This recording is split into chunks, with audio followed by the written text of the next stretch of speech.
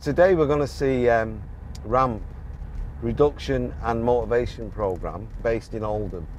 They have a 2-day kind of workshop thing, a couple of hours each week, working with the clients of the services.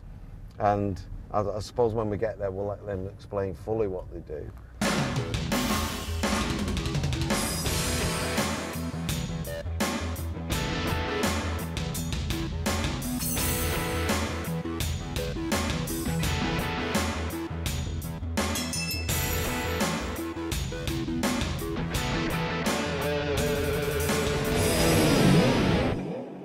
Obviously we're here today to film a bit about RAMP and what happens, but obviously we've both got journeys, our recovery journeys and stuff, so do you want to tell us a bit about how you actually got in the seat? Well, I came through an abstinence-based 12-step treatment centre about 5 years ago now, and when I came to the end of my treatment, they were just starting a new project called the RAMP, Reduction and Motivation Programme. And I was asked to volunteer in the beginning. I think the first group I did, I was asked to do a live share, because in the beginning, that's all it was. There was no set criteria of how the RAMP was going to be. It's come to the point 5 years down the line where I'm working on the RAMP programme now. And I oversee 5 different groups in different locations, helping lots of people, hopefully.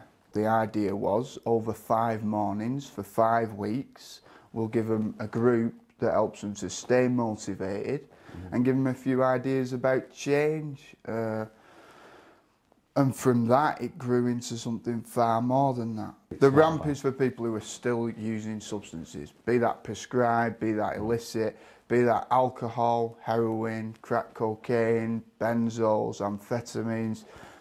The groups are not about substances specifically, they're about addiction. Recovery is about practice, practicing new behaviour. And what better way to practice behaviour than the support of other people who are all practising as well. RAMP does offer something different. It's not about, yes, let's work towards abstinence if that's your choice. Do you know what I mean? But let's explore the reasons why you do drugs.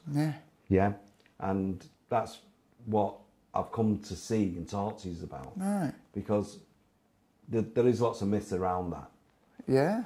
And one of the things I do love about what I've heard about RAMP is that it's an open door policy. We have a group where we look at consequences. We have a group where we look at shame and guilt. We have a group where we look at anger, self-defeating behaviour. We can hook people into 12-step treatment. We can hook people into TCs, we can hook people into therapeutic communities, we can hook people into residential rehabilitation, so the big house in the country way of going. We can do community-based treatment where you live in a house and you travel in each day, you do your treatment but you live your life at the same time. We work very closely with the DIP process, probation, community drug teams. In Stockport, we've been running in the community drug team for about 2 years now. Our care plan, basically, in the first month, we ask, what do you want to achieve from coming to the RAMP? In the second month, we ask, how are you doing with that? And would you like to do anything else? And in the third month, what do you want to do when you leave? For someone chaotic out there who's not in services, could they just self-refer to you if they hear about you? How would they hear about you? You can self-refer to us. It's as simple as it's a phone call. We do the rest. Our flyers are around everywhere we go. We drop them off. We have posters up in most services. Doctors, surgeries, pharmacies, needle exchanges. We try to have the number everywhere. And if you saw the number, give us a ring and we'll take it from there. You can be referred by your drug worker, you can be referred by prison, you can be referred by probation. We will take a referral from anywhere. Everyone will be offered an assessment, and we would like to think most people who come would be suitable for group. Because we're quite informal, we've found that informality allows people to be honest. We only have one set of forms you do right at the beginning. For the rest of it, it's come on time, say as much or as little as you want, but try practice being honest. And if you can practice being honest in a group, you can practice being honest outside of a group. Because once you've got an awareness, you can make choices. You can decide what you want to do with your life. There's no set, this is it, this is all I can do. With motivation, reduction and motivation, I'd like to think that the enthusiasm of our facilitators around recovery rubs off on our clients. I'd like to think it comes through, that we believe in everyone who comes through the door, because anyone can have this. If you're willing to make the effort, you can have a wonderful life. That drive in addiction, it doesn't go anywhere when you stop using substances. It just goes into something positive.